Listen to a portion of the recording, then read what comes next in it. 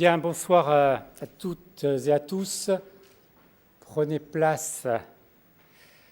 Mesdames et messieurs, c'est avec un très grand honneur que je vais ouvrir cette soirée des 10 ans d'incubation Audencia, 10 ans d'aventure entrepreneuriale qui ont été menés par toute une équipe et qui ont été lancés à l'initiative d'un professeur visionnaire. Je reviendrai là-dessus dans 2 minutes.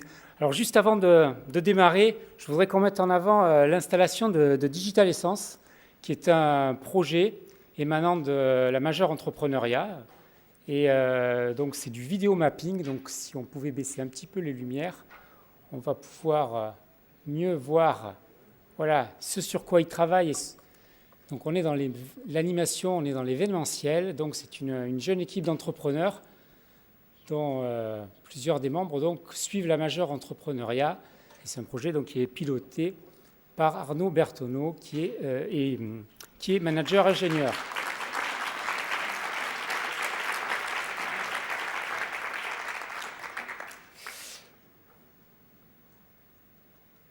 « 10 ans, ça compte dans la vie d'une institution comme dans la vie d'un homme. Donc, messieurs les présidents, messieurs les directeurs généraux, madame la déléguée générale de la Fondation Audencia, mesdames les directrices, messieurs les directeurs, mesdames et messieurs les entrepreneurs, mesdames et messieurs les professeurs, chers collègues, mesdames, mesdemoiselles et messieurs, c'est donc avec un très grand plaisir qu'on va vous présenter 10 ans d'aventure entrepreneuriale lancée en 2003 par Gilles Certout, donc professeur visionnaire, qui avait bien compris avant que ce ne soit une mode, puis c'est tant mieux une vague de fond, que l'entrepreneuriat et surtout l'entrepreneuriat entrepreneurial de jeunes entrepreneurs était vital pour que notre école réussisse à la fois ses défis propres à elle, mais aussi les défis du XXIe siècle. Ces 10 ans d'incubation n'ont été possibles que grâce à de nombreux partenaires, notamment la Fondation, le Club des 30, le CIC Ouest, mais aussi l'un des plus fidèles de ces partenaires, Atlampol, qui a été le premier à nous appuyer dans l'accompagnement de projets innovants. Entreprendre et entrepreneuriat sont des mots français que nous avons exportés avec succès. C'est notre pays qui les a inventés. Et il faut se rappeler que les aventures entrepreneuriales du 19e et 20e siècle ont permis de faire de notre pays la 5e puissance économique. Au 21e siècle, il y a encore de belles aventures à faire. Il y a certains entrepreneurs, on pourrait citer les noms très célèbres dans l'univers du numérique, comme Simoncini, comme Niel, mais vous en avez aussi qui sont présents ici, M. Guillemot et l'aventure Ubisoft. Ces entrepreneurs exceptionnels permettent à notre pays de tenir son rang et nous devons être fiers de ces entrepreneurs qui permettent à notre pays d'être un pays exceptionnel. André Malraux avait dit « Le XXIe siècle sera un siècle religieux ou ne sera pas ». Je crois que le XXIe siècle, si je puis me permettre, sera le siècle de l'entrepreneuriat ou ne sera pas. Et c'est vrai que quand on voit des pays comme Singapour qui se désintéressaient complètement de l'entrepreneuriat il y a quelques années, concentrant uniquement ses efforts sur les grands groupes, les grandes banques, et quand on voit que ce pays, en quelques années, a décidé de mettre le paquet sur l'entrepreneuriat parce que, certes, les grands groupes, certes, les grandes entreprises sont nécessaires, mais ce n'est pas suffisant pour un pays pour perdurer, pour se développer, pour assurer un niveau de vie décent à ses citoyens. Saint-Exupéry disait « On ne voit bien qu'avec le cœur, l'essentiel est invisible aux yeux ». Un incubateur, c'est ça. L'essentiel est invisible aux yeux. Souvent, on parle d'un incubateur et on parle de locaux, on parle d'espace. Mais ce qui fait la différence et ce qui fait que les projets réussissent, c'est tout ce qui ne se voit pas. C'est toute cette ingénierie entrepreneuriale qui va être mise en place par une équipe, par un ensemble de compétences, tant en interne au sein de nos groupes d'école qu'en externe à travers les partenaires et les entrepreneurs et experts qui nous appuient. Une école, ce n'est pas simplement des locaux, c'est avant tout un endroit où on apprend, où on se forme, on développe des savoir-faire.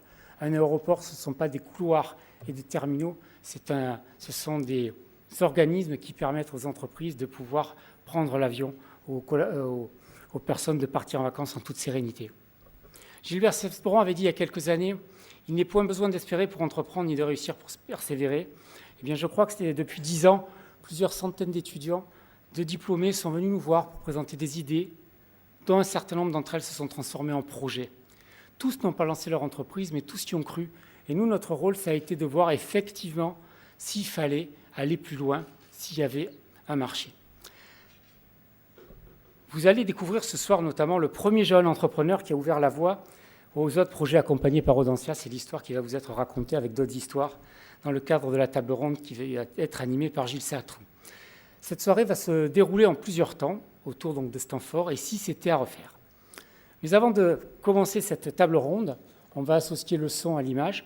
Et donc je vous propose de découvrir en quelques minutes un film réalisé par Frédéric Sénard sur ce qu'est l'incubateur, sur ce qu'on apporte en termes d'incubation au niveau d'Audencia depuis 10 ans. Merci.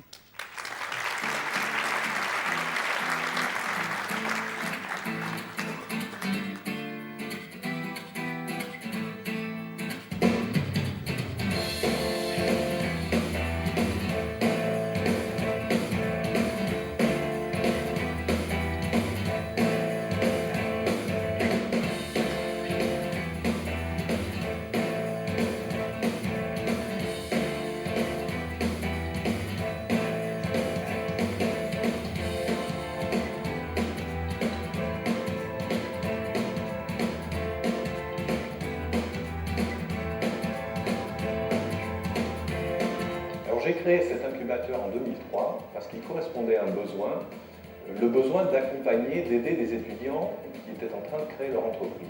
La vocation de l'incubateur, c'est d'aider un étudiant à la fois développer son projet tout en gérant sa scolarité. L'incubateur appui, épaule, va aider les startups parce que, comme tout être vivant, une entreprise au départ, c'est fragile, elle a besoin de baigner dans un environnement favorable et l'incubateur va apporter tout son savoir-faire, toute son énergie, toute son ingénierie entrepreneuriale pour permettre aux jeunes entreprises de se développer du mieux possible.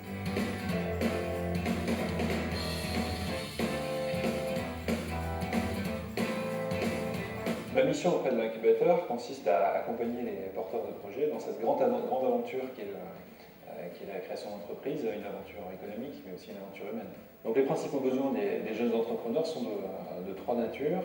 La première, c'est un besoin en expertise, qu'il s'agisse d'expertise sectorielle ou de technique entrepreneuriale.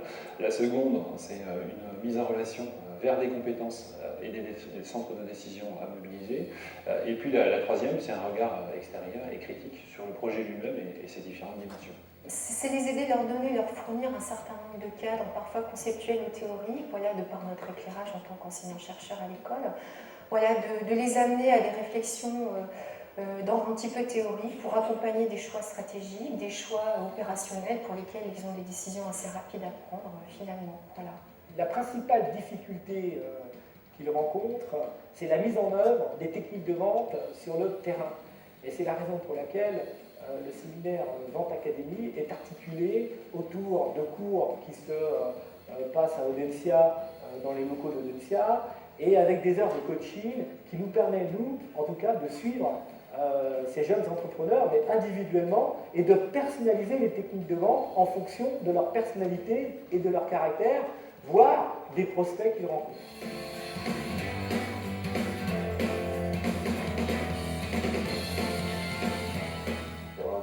L'incubateur, déjà accès à des locaux.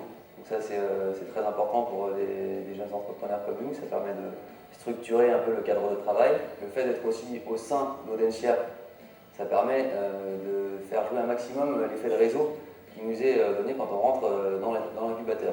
Intégrer l'incubateur Audencia, ça veut dire avoir la possibilité de tester un concept, de développer un projet. C'est aussi la possibilité de se rendre compte en quelques mois que finalement l'étude de marché qui était très prometteuse ne se révèle pas et pouvoir stopper, éventuellement passer à un autre projet ou reprendre une activité salariée sans effet lourd. Et ça, c'est vraiment une force très importante de l'incubateur. L'incubateur a un rôle de catalyse, et c'est pour ça qu'on dit que l'incubateur est avant tout un catalyseur de compétences et aussi un révélateur d'entrepreneurs.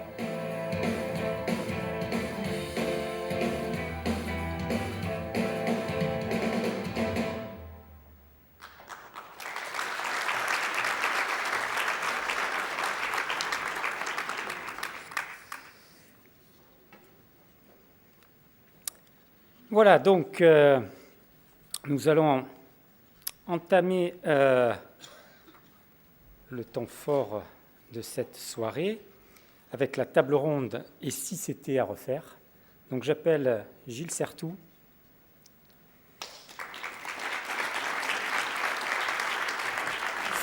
Philippe Audureau de VM Matériaux, Vincent Roux, Intuiti, Adrien Pogetti, Atlantique 2.0, Hubert de Boisredon du Club des 30.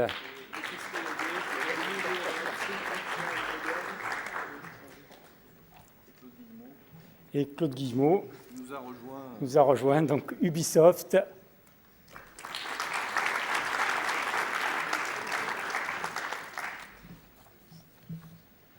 Voilà, Gilles, à toi de jouer.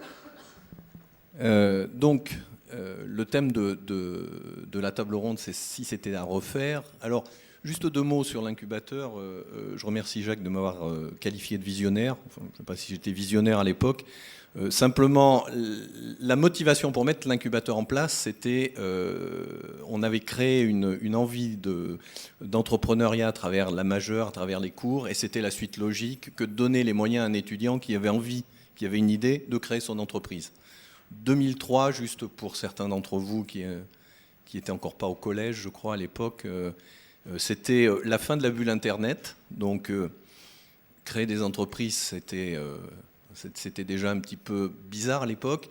La loi Dutreil commençait juste à se mettre en place pour faciliter la création d'entreprises, mais c'était encore assez complexe.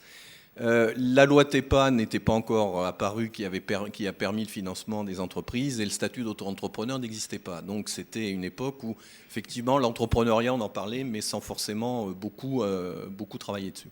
Alors, si c'était à refaire, l'objectif de la table ronde, c'est à partir de parcours d'entrepreneurs qui sont autour de moi, parce que leur caractéristique commune, c'est d'être tous des entrepreneurs. Ils n'ont pas les mêmes profils, ils n'ont pas suivi les mêmes parcours, mais ils ont une qualité commune, c'est d'être entrepreneurs. Donc, à partir de leur expérience, de leur vécu, de revenir un petit peu et puis de se faire une idée de ce qu'est un entrepreneur, sous réserve qu'on arrive à le définir, mais au moins d'éclaircir cette idée-là. Et donc, on va procéder à travers certaines questions et puis on vous laissera un peu de temps à la fin pour réagir, pour poser des questions sur les différentes interventions qui ont été faites. Alors, dans l'ordre, je vais demander à M. Guillemot de commencer à se présenter, notamment parce qu'il nous a rejoint, et je le remercie au pied levé d'être venu sur la table ronde, puisqu'il y a 10 minutes, il ne savait encore pas qu'il en ferait partie. Donc, c'est très bien de sa part. Vous voyez, c'est aussi une qualité d'entrepreneur que de saisir les opportunités dès qu'elles passent. Donc, M. Guillemot est à double titre, donc, je pense que non, on peut vous parler, c'est le cofondateur d'Ubisoft, qui est quand même une société que vous connaissez, et qui est aussi président du Club des 30. Le Club des 30 étant un des sponsors, un de nos partenaires forts dans cette manifestation, je vais lui laisser la parole pour se présenter et présenter le Club des 30. Ouais, bonsoir à tous. Déjà pour vous présenter, pour commencer le Club des 30, donc le Club des 30 n'a pas une très grande notoriété puisqu'il ne cherche pas à être très connu. C'est un club d'entrepreneurs, mais d'entrepreneurs qui ont déjà fait évoluer leurs entreprises au fil des années pour qu'elles représentent un poids au niveau régional. Et le Club des 30 a donc des belles entreprises qu'il compose depuis de Brest jusqu'à Poitiers. Donc, si vous voulez, initialement, c'était breton, ça a un peu évolué. On a eu des grands dirigeants du club qui étaient d'ici de Nantes, et dont Georges, qui doit être encore peut-être dans la salle. Et ensuite, ça a évolué. Donc, aujourd'hui, nous avons beaucoup de belles entreprises vendéennes, depuis Fleury-Michon, VM Matériaux, qui est maintenant vendéen et breton un peu partout, en fait, sur tout l'Ouest. Et donc, le parcours du club, c'est déjà une vingtaine d'années. Et c'est des chefs d'entreprise qui ont voulu défendre l'idée même d'entreprendre. Et ils se sont aperçus qu'en tant que chef d'entreprise, on était un peu comme vous, étudiants, un peu seul par rapport à son entreprise quand même, et qu'il était intéressant d'échanger avec ses collègues, dans un cadre assez convivial, qui fait que nous avons à chaque fois un intervenant à chaque réunion, un vrai intervenant extérieur qui va venir nous apporter des idées nouvelles ou décrypter pour nous un sujet. Et puis ensuite un tour de table qui nous permet de faire l'état de l'économie du Grand Ouest à chaque réunion, et qui nous donne aussi à nous, évidemment, tous les points de repère qui nous permettent d'aller plus loin, de continuer à entreprendre, et puis d'avoir aussi, un peu comme dans l'incubateur, je ne dirais pas que le Club des 30 est un gros incubateur, mais enfin, c'est un lieu de rencontre où on peut justement échanger avec d'autres qui ont les mêmes problématiques sur comment on peut mieux développer nos entreprises. Écoutez, puisqu'on fait une visite d'entreprise à chaque fois aussi, écoutez quelles sont les problématiques de chacun, comment il les a résolues et comment il va de l'avant. Et c'est très stimulant puisqu'on y rencontre des gens qui ont, comme Louis Leduf ou autres, ou Beaumanoir, etc., qui ont développé en Chine, d'autres qui ont développé en Russie, comme le groupe Yves Rocher, d'autres qui sont forts aux États-Unis. Et ça nous permet, si vous voulez, à chaque fois de voir ces grands entrepreneurs au travail et d'apprendre beaucoup. Donc même en tant que président, moi j'y vais avec grand plaisir, mais j'y vais aussi pour apprendre, puisqu'à chaque réunion, on apprend quelque chose. À côtoyer les autres chefs d'entreprise, on apprend. Donc je ferai le rapport justement avec l'incubateur. Ça nous permet aussi de rester éveillés et de confronter nos idées et d'échanger sur des sujets qui sont quelquefois assez compliqués pour les entreprises. Alors sur le parcours d'entrepreneur, eh bien ma foi, on est 5 frères et on a, à l'âge que vous aviez, quand on est sorti de l'école, on a considéré qu'on voulait entreprendre quelque chose. Et à l'époque, on aidait notre père dans son entreprise et on a décidé de monter notre propre entreprise. On devait le faire à l'extérieur, on devait le faire dans une autre ville. Et il nous a convaincus d'utiliser une partie de ces infrastructures pour faire nos essais. Donc vous voyez qu'on est encore dans un concept un petit peu d'incubation, c'est-à-dire qu'on était dans une entreprise qui était toute petite, il y avait 14 salariés, ça faisait 17 millions de francs à l'époque de chiffre d'affaires, donc une toute petite entreprise, mais avec déjà quand même une comptabilité, des banquiers, enfin je dirais une petite infrastructure de base et un entrepôt, ce qui nous a permis de faire quelques tests à l'intérieur de l'entreprise. Et pour vous dire en 2 mots, nous avons commencé par 2 métiers en même temps, puisque nous avons testé 2 idées simultanément dans la première année. Et ça, c'est pas très connu, si vous voulez, mais nous avons commencé le jeu vidéo la première année, mais en même temps, le CD audio, puisque c'était le début du CD audio.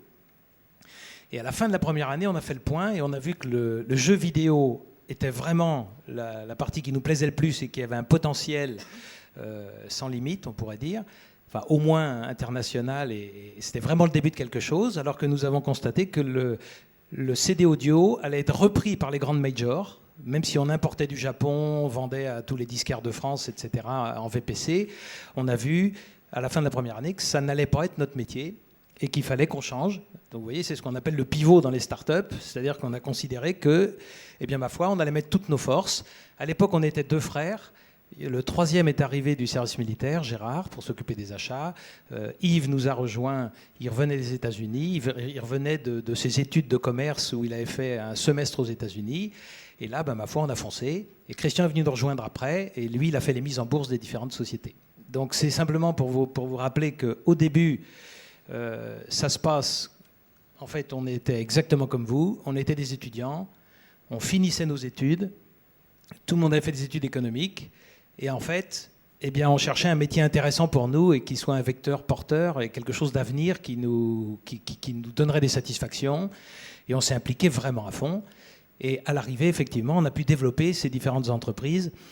Donc, ça a commencé par Guillemot Corporation, celle que je dirige toujours aujourd'hui directement, puis Ubisoft, et puis ensuite, on a monté Gameloft, AMA, Advanced Mobile Application, Longtail Studio. Et ça s'est développé. Ensuite, on en a mis 3 en bourse de celle-ci.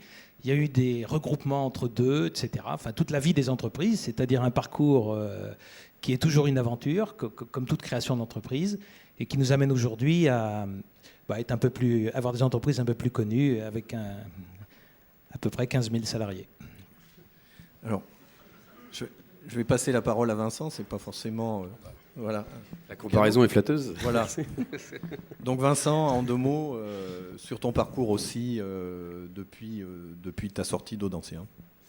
Alors bon, nous, au départ, en fait, je dirais que mon premier parcours d'entrepreneur chez Audencia, c'est le parcours associatif, en fait, parce que ça a été un moment aussi de révélation d'entrepreneur de soi-même sur sur une liste BDE qui n'est pas allée jusqu'au bout parce qu'on n'a pas été élu, mais ensuite je suis allé vers Acced, qui existe peut-être toujours d'ailleurs à l'école, équivalent de junior entreprise, qui m'a permis de me mettre au contact d'un certain nombre d'entreprises qui étaient sur des études de marché, sur des projets de création.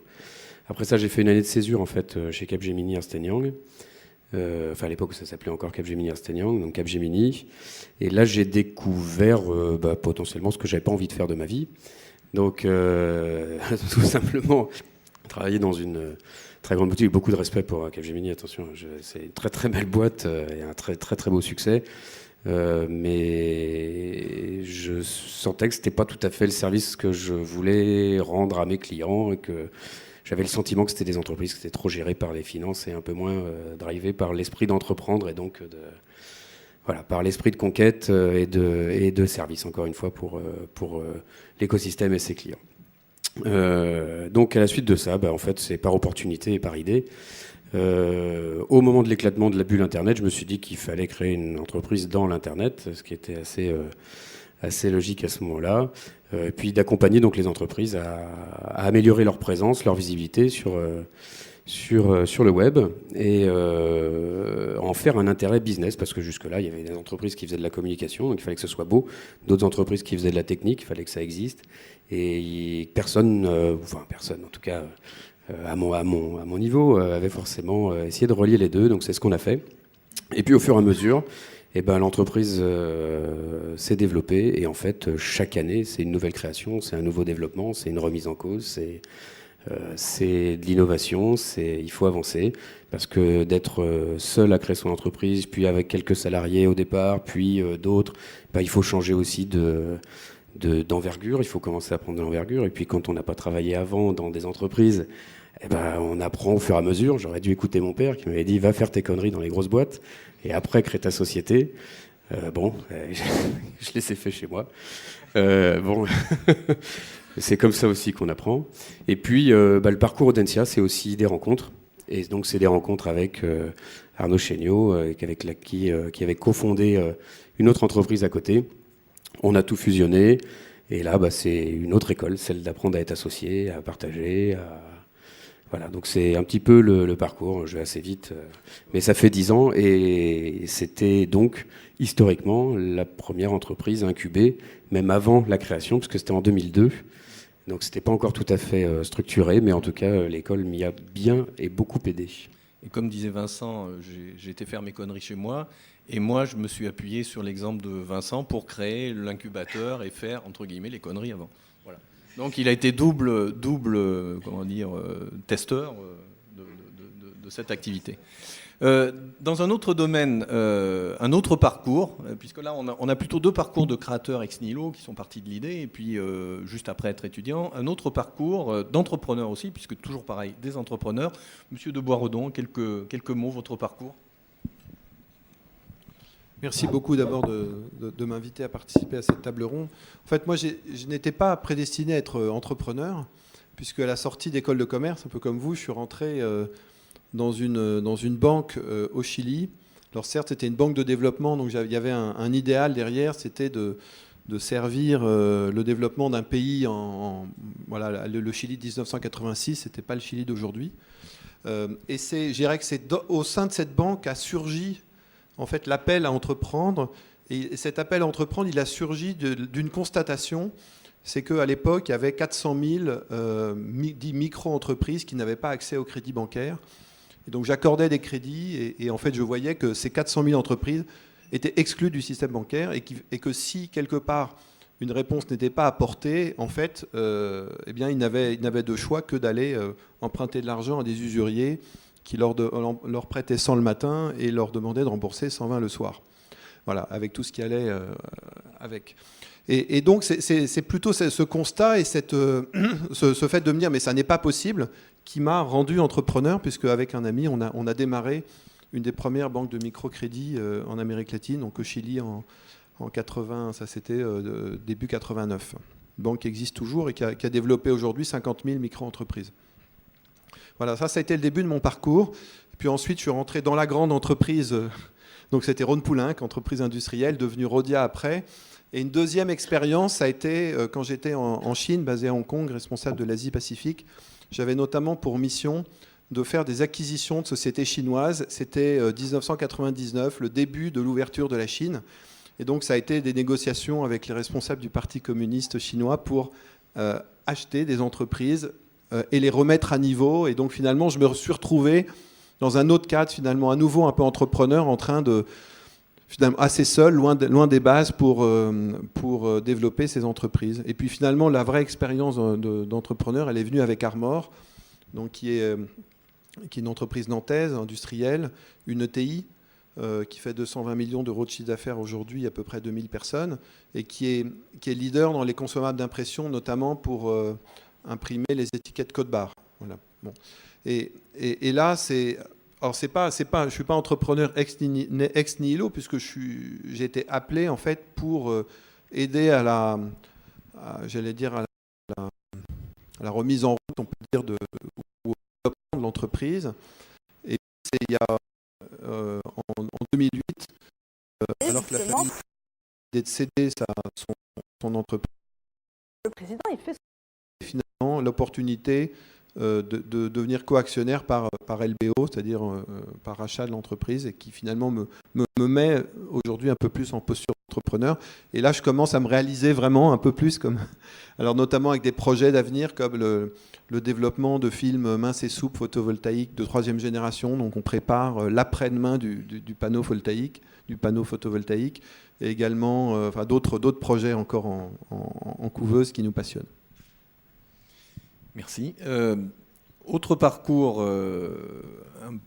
toujours d'entrepreneur, mais dans un autre domaine, Adrien. Alors Adrien, lui, il a plutôt contribué à développer un écosystème pour aider les créateurs d'entreprises, notamment dans le numérique. Alors il va se présenter et puis peut-être nous dire 2 mots comment on arrive à cette idée-là. Si on ne crée pas son entreprise, pourquoi on veut aider les autres à créer?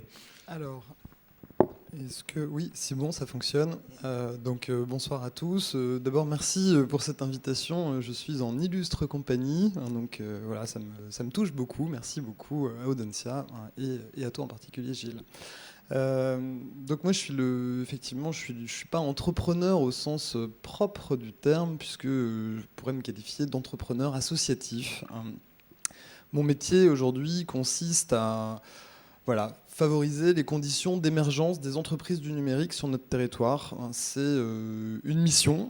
C'est aussi, je pense, quelque chose que je partage dans l'esprit entrepreneurial, une envie que de transmettre quelque chose, c'est clair, et puis de poursuivre un objectif qu'on se fixe qui va très très loin. Moi, mon objectif, c'est pas de vendre énormément de produits, ni de trouver énormément de clients, mais c'est de faire en sorte qu'ici, à Nantes, sur cette région des Pays de la Loire, on arrive à développer le plus possible d'emplois, d'entreprises, du web, de l'innovation numérique, pour faire émerger cette région comme une vraie région où l'innovation, elle veut dire quelque chose, où elle a du sens, où elle est responsable, où elle crée effectivement de la valeur et nécessairement de l'emploi. Petit mot sur mon parcours, moi je suis sorti de l'école en 2004. Je me suis un petit peu cherché, je me suis retrouvé dans les propos de Vincent notamment.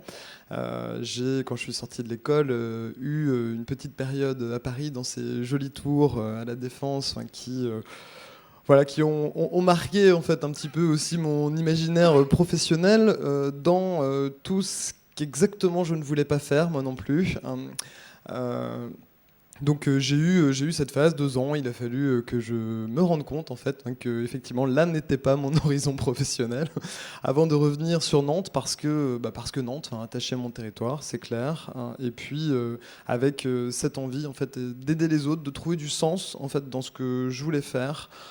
Cette notion de sens, elle est, je vais pas dire très présente dans la génération que je peux représenter aujourd'hui, mais c'est quelque chose que j'entends très souvent. Cette quête du sens dans le besoin, le devenir professionnel. Et c'est vrai que ça, moi, c'est quelque chose que j'ai ressenti très fortement, ce besoin de faire quelque chose qui ne me serve pas qu'à moi, mais qui serve aussi les autres et qui contribue à faire de ce monde quelque chose d'un petit peu meilleur. Merci Adrien. Autre parcours, Monsieur Audureau. Donc vous avez commencé, je crois, par racheter une entreprise. Et donc, oui, c'est un parcours un peu différent. J'ai fait une école de commerce parisienne. Hein, personne n'est parfait.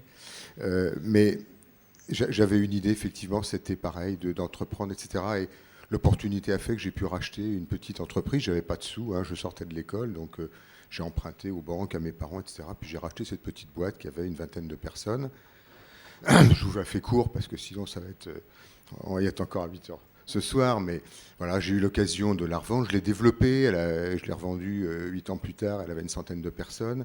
J'ai rejoint à ce moment-là, parce que j'avais des clauses de non-concurrence, un groupe familial qui lui-même a été racheté quelques années plus tard par un grand groupe multinational, Lafarge pour pas les citer. Plein d'expériences différentes entre la petite entreprise où on bosse soi-même, on décharge les camions, on fait la compta le soir à 9h, on bosse le samedi parce qu'il faut s'occuper des clients ou aller récupérer un peu de sous. L'entreprise intermédiaire, familiale, avec des valeurs, avec là aussi une vocation d'entrepreneur. Je m'occupais particulièrement de développement, d'aller chercher des entreprises qui étaient à reprendre, de redresser des filiales qui étaient en difficulté. Le grand groupe multinational avec voilà, d'autres valeurs, d'autres modes de fonctionnement. On s'y sent plus ou moins bien. Ce qui explique qu'un jour, voilà, j'ai eu l'opportunité de prendre la direction de VM Matériaux, donc de rejoindre là aussi une entreprise régionale, attachée à ses racines, avec des valeurs, avec une logique de développement. Elle faisait 150 millions d'euros, enfin à l'époque c'était des francs, mais 150 millions d'euros, ça fait à peu près 15 ans. Elle en fait aujourd'hui 700. Donc là aussi, une logique d'entreprise, d'entrepreneur, peut-être d'intrapreneur par certains côtés, mais une logique de développement.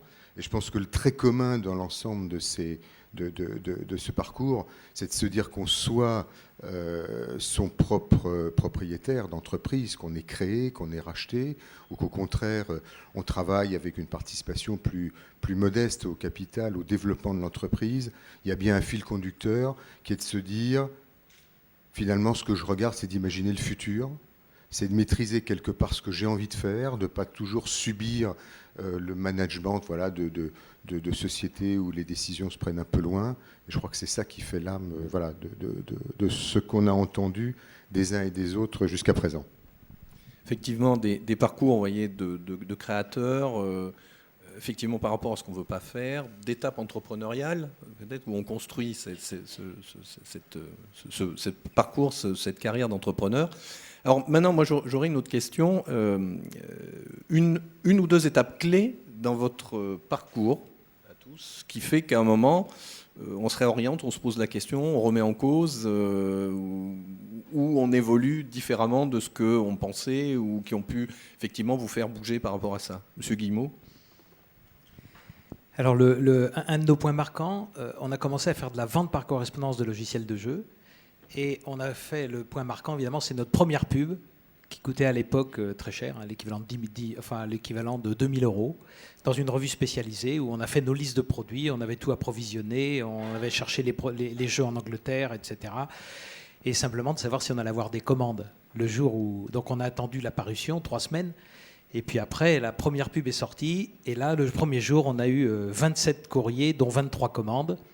Et là, on s'est dit, c'est notre métier. C'était parti. Et en plus, il y avait des chèques dans les enveloppes. Et les clients écrivaient, si vous n'avez pas tout, livrez-moi quand même. Envoyez le reste quand vous l'avez. Et là, on s'est dit, ça, c'est un métier. Et c'était un début qui nous a vraiment encouragés. Étape clé, la validation du marché, en fait. Voilà. Vincent, étape clé, une ou plusieurs, alors personnel ou professionnel, hein, ça peut être aussi... Personnel, un moment clé, ça a été l'association avec mes 2 associés. Je pense que ça a été un moment important dans la vie de l'entreprise. Et puis c'est un moment aussi où, parce que j'ai quand même vécu mon entreprise 5 ans seul, donc voilà, avec avec mes habitudes, avec mes zones de confort aussi, et celles dans lesquelles on s'enferme aussi de temps en temps. Donc il faut aussi savoir qu'on ne sait pas tout faire. Et cette espèce de solitude du chef d'entreprise qui finalement est complètement compensée à ce moment-là aussi, par l'effet miroir qu'on a avec ces deux associés, avec une complémentarité folle, parce que 3, hein, tout le monde nous a dit vous allez vous planter, hein, on est à 33 un tiers chacun, hein, donc c'est l'équilibre parfait, quoi. Et ça a été un moment important, et aujourd'hui ça continue toujours, et ça va de plus belle. Et là maintenant on prend chacun un projet, on fait un peu ce que vous avez fait, alors peut-être vous beaucoup plus tôt, mais plus tard aussi en fait vous l'avez fait. Donc ça y est, on porte chacun nos projets dans un groupement commun en fait. Donc ça c'était un moment. D'accord. Donc effectivement l'association est de ne pas se retrouver seul, et de cette complémentarité qui donne une autre impulsion au projet d'un seul coup. Et le deuxième moment clé, rapidement, c'est un moment qu'on partage avec quelques personnes dans la salle aussi.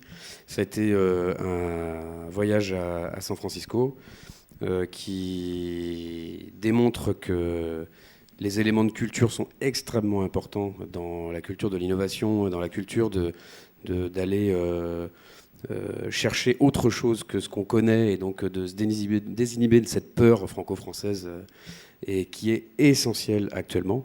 Essentiel pour toutes les entreprises. Et donc c'est un message aussi aux jeunes entrepreneurs, c'est que là, qui peuvent être dans la salle, c'est qu'il y a des nouveaux modèles à inventer, et que ces nouveaux modèles, ils sont peut-être pour vous, ils sont aussi pour ces grandes entreprises-là, qui sont aussi en recherche de ces nouveaux modèles, hein, parce qu'ils ne sont pas en reste, bien heureusement. Mais c'est un autre moment clé, et c'est ce qui donne aujourd'hui, nous, une dimension totalement différente à notre entreprise, et c'est pour ça qu'on part maintenant sur un groupement, donc d'une entreprise d'une vingtaine de personnes qui fonctionnent bien, hein, on est content. Mais là, on va partir sur complètement autre chose et beaucoup plus grand. On va oser, quoi, tout simplement, oser et innover. Un projet à San Francisco, alors? On a ouvert des bureaux à San Francisco le 1er novembre pour aller se sourcer au plus près de l'innovation. Donc une ouverture perpétuelle, de toute façon, dans ce métier. Ouais, ouverture sur la culture. Je précise que de l'innovation en France, il y en a, et il y en a beaucoup, et il faut la soutenir. Mais ouverture sur cette culture de l'innovation qu'ils ont là-bas, qui est très importante. Monsieur de Boisredon. Alors, une étape clé, ça a été de transformer ce qui apparaissait comme une faiblesse en force pour Armor, puisque quand je suis arrivé, en fait, Armor fabriquait déjà des cartouches remanufacturées, des cartouches laser pour imprimantes pour les entreprises. Mais je me rendais compte que les commerciaux, notamment, avaient un petit peu peur de dire que c'était des cartouches recyclées, comme s'il y avait une image négative. Et en fait, je pense un petit peu en avance du mouvement du Grenelle de l'environnement, etc. Il y a eu un moment où on s'est dit, mais finalement, il y a un enjeu phénoménal pour la planète de préserver les ressources naturelles. Il y a tout l'enjeu du réchauffement climatique. Il y a 140 millions de cartouches neuves laser qui sont vendues en Europe, qui correspondent à 140 000 tonnes de matières premières chaque année, dont 80% sont brûlées, incinérées, mises en décharge. C'est-à-dire qu'il y a 100 000 tonnes perdues pour la nature, pour la planète. Et en fait, nous, on fait 100% de cartouches remanufacturées. Est-ce que ce n'est pas, finalement, un engagement extrêmement fort pour la planète? Et donc, cette prise de conscience nous a fait décider, à un moment, moi, je me suis dit, mais en fait, il faut mettre le développement durable au cœur de notre stratégie. Au lieu d'en faire un petit truc sur le côté, qu'on dit en s'excusant presque de le faire, on va le mettre au cœur de notre stratégie et en faire notre point de force. Et ça va traverser toute l'entreprise, de la R&D aux ressources humaines, c'est-à-dire derrière ça le bien-être des salariés, au processus de production. C'est pas un sujet marketing, mais vraiment il s'agit d'en faire un engagement d'une entreprise industrielle pour les habitants de la planète. Voilà. Et ça a été, je pense, un levier de rebond, puisqu'en 2009, année de crise, nos ventes de cartouches laser remanufacturées ont augmenté de 40%. Donc reconfiguration d'entreprise suite à une revue du business model, un peu cette réflexion qui aujourd'hui semble être quand même importante de revoir régulièrement son business model, ce fameux business model. Et toi, Adrien, par rapport au business model, comment tu te situes, ou du moins quelle étape toi as pu jouer? Alors, sur le business model, je ne vais pas vous raconter le business model de la cantine, mais les étapes clés, pour moi, il y en a 3 que j'identifie très clairement. La première, en fait, c'est la rencontre avec les fondateurs de l'association, Ludovic Simon, François-Michel Estival et puis François Badenès, qui portent cette idée et qui ont besoin de quelqu'un, en fait, pour vraiment aller développer le concept de cette structure associative que je dirige aujourd'hui. Le deuxième moment clé, c'est l'ouverture de la cantine.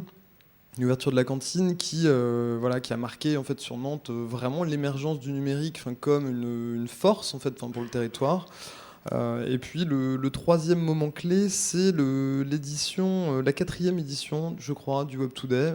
Donc on est en juin 2012. Où là il se passe quelque chose. Il se passe quelque chose parce qu'on investit Stéréolux pour la première fois, on a énormément de Parisiens qui descendent et là on arrive à montrer qu'à Nantes on a un petit peu comme à l'image de ce que disait Vincent en France, on a des gens qui innovent, on n'a pas à avoir peur de ce que font les Américains. Là on a réussi à se prouver en fait qu'à Nantes on n'était pas moins bon que les Parisiens, voire même au contraire, et que effectivement on avait toutes les forces qu'il fallait en fait sur ce territoire pour développer quelque chose. Puis le dernier moment clé, c'est évidemment la signature de notre partenariat avec Audencia en fait il y a maintenant 3 semaines de ça.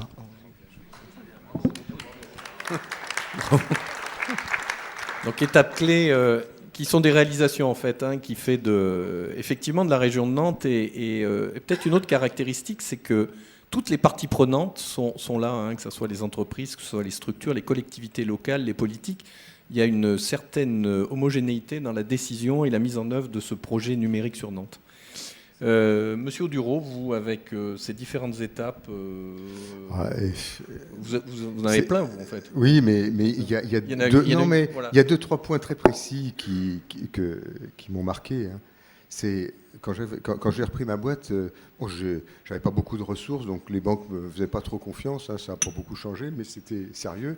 Et brutalement prendre conscience que pour faire son échéance à la fin du mois, il fallait que j'ai vendu les 2/3 ou les 3/4 du camion que j'avais commandé. Je peux vous dire que ça vous marque jusqu'à la fin de vos jours, parce qu'il faut aller voir les clients, il faut être sûr d'être payé, il faut se battre, vous faites claquer le nez 3 fois avant de pouvoir reprendre une commande, et quelque part, ça irrigue, je pense, pour la vie d'un entrepreneur quand on l'a vécu personnellement et que c'est pas juste quelque part une ligne sur un relevé de banque quelque part. Ça, c'est marquant. Puis le deuxième point qui est peut-être moins dans la création d'entreprises stricto sensu, mais dans les acquisitions, dans les reprises, etc., c'est à chaque fois travailler pour que les hommes et les femmes qui viennent vous rejoindre comprennent votre projet, sachent pourquoi vous avez envie de bosser avec eux, pourquoi ils viennent vous rejoindre et faire partager votre passion, votre envie, votre vision avec tous les collaborateurs que vous avez. Et ça, c'est très important parce que justement, dans des acquisitions, dans des fusions, les grands groupes souvent oublient un peu ça. Ils se disent si on rachète, c'est parce qu'on a le carnet de chèques et puis que nous, on est meilleur qu'eux. Alors qu'en fait, si on rachète une boîte, c'est parce qu'a priori, les gens qui y bossent ont de la valeur et qu'on a envie qu'ils continuent et qu'ils se développent. Et leur faire passer ce message, je pense que c'est quelque chose qui, quelque part, doit vraiment faire partie des clés de l'entrepreneuriat, même s'il ne s'agit que du premier collaborateur. Le thème de la table ronde, si c'était à refaire, donc on imagine bien qu'à travers ces premiers témoignages, si c'était à refaire, ils refont. Tout le monde re-signe. Alors maintenant, ce qui m'intéresserait, c'est de savoir ce que vous ne refaites pas dans ce parcours, s'il y a quelque chose que vous ne refaites pas. Monsieur Guillemot, vous avez le droit à commencer. Merci.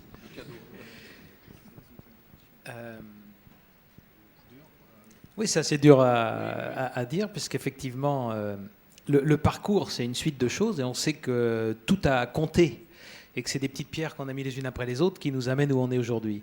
Donc après, évidemment, cette question est dit, si on enlevait une des pierres, qu'est-ce qui se passe ?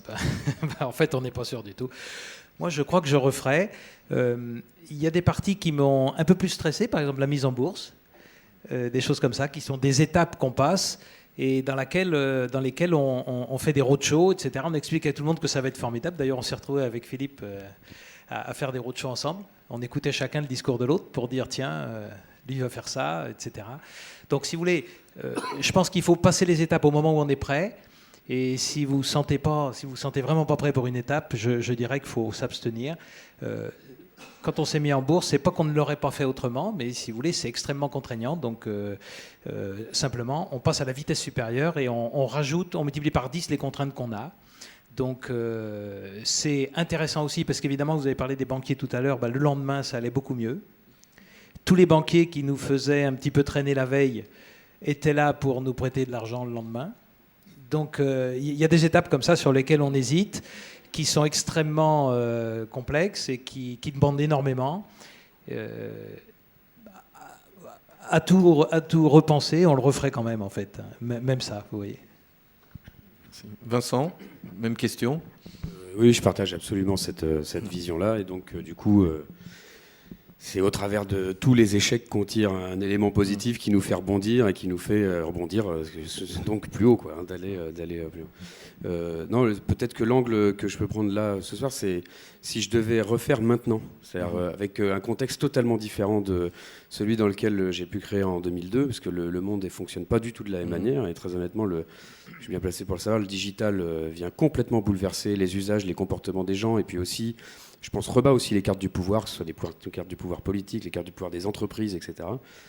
Une génération avec une culture différente, etc. Donc, je pense que j'utiliserai des méthodes différentes, celles qui sont des méthodes peut-être plus actuelles, avec des logiques un petit peu moins ingénieur d'études dans mon bureau, à m'imaginer un business plan, à échafauder tout un plan. Non, aller très très vite sur le marché, très vite tester, être à l'écoute des utilisateurs, être à l'écoute de ses salariés, être à l'écoute...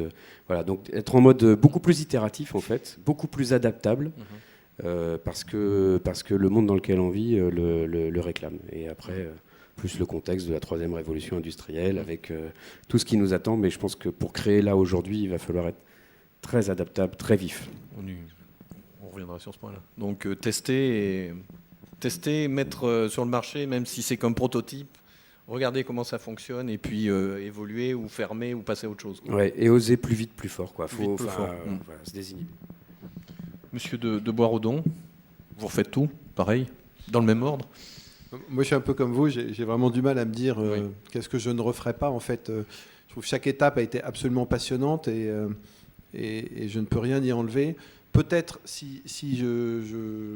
pour répondre à l'exercice, je dirais qu'il y a des moments où j'ai senti que j'étais un peu en hésitation par rapport à des intuitions que je ressentais. J'y suis finalement, je l'ai fait, mais je crois que si j'avais à le refaire, je me ferais encore plus confiance, en fait. C'est-à-dire que je crois que souvent, on sait au fond de soi-même ce que l'on a envie de faire, on sait au fond de soi-même ce qui nous rend heureux, quand on écoute l'élan de vie et de créativité qu'il y a en nous, on perçoit dans quelle direction ça va. Et après, il y a plein de choses, des peurs familiales, des peurs, je sais pas, des craintes, qui peuvent nous freiner. Et en fait, je crois qu'il y a un grand oui à dire à cet élan de vie. Et donc, plutôt que de refaire, je refais avec encore plus de force. Et ça m'invite aujourd'hui, par rapport aux élans et aux intuitions que j'ai aujourd'hui pour entreprendre, de le faire sans hésitation et avec un grand oui, quoi. Voilà. Adrien, alors moi je vais pas être très original non plus, parce que quand on prend la parole en quatrième position, c'est de moins en moins facile. Mais bon, il y a peut-être une hésitation, un choix. Non, mais à un moment tu regrettes. En fait, c'est pas tellement des regrets. C'est-à-dire que effectivement, je suis d'accord sur la construction du parcours. Je pense que des erreurs, en fait, ça veut pas dire qu'on n'en fait pas. Je pense que j'en ai fait plein, beaucoup, et que j'en ferai encore. Ça, c'est une certitude, parce que je crois que tout le monde en fait. Maintenant, je crois que ces erreurs, elles ont aussi été importantes parce que ça permet effectivement de réfléchir un petit peu, que quand on fait l'erreur une fois, on se dit qu'on ne la refera pas une deuxième fois, et que effectivement, même si des fois ça arrive, il y a des fois on fait des erreurs deux fois, ça permet quand même une construction personnelle en fait, et puis un chemin aussi en fait d'entrepreneur, qui est extrêmement enrichissant. Et je crois que c'est aussi en faisant des erreurs, aux États-Unis, on a coutume de dire que on prête plus facilement de l'argent quand on est investisseur à un mec qui a planté 2 boîtes qu'à un type qui arrive pour la première fois. Je crois que c'est aussi ça, en fait, la mentalité, en fait, cette culture de l'échec qu'on n'a peut-être pas assez en France. Donc, faut pas regretter ces erreurs, faut les faire. Tant que c'est pas fatal à votre entreprise, continuez. Si c'est fatal, ça vous servira pour la prochaine. Enfin voilà, moi je pense que c'est un petit peu comme ça qu'il faut voir les choses. Le parcours avec l'analyse des erreurs et des échecs. C'est vrai que c'est quelque chose qu'on commence à apprendre à faire. Un entrepreneur n'est pas quelqu'un de parfait. En fait. Ça même si là, on a quand même des beaux exemples autour de la table, mais pour le coup, c'est vrai que moi, je vois des entrepreneurs qui se cassent les figures aussi. Il y en a beaucoup. Il ne faut pas que ça arrête les gens, au contraire. Sur Duro Dernier, c'est de plus en plus dur. Non, vous, c'est la synthèse, vous, en fait. Non, au contraire. Je pense que la réflexion, elle est peut-être sur un plan un peu différent.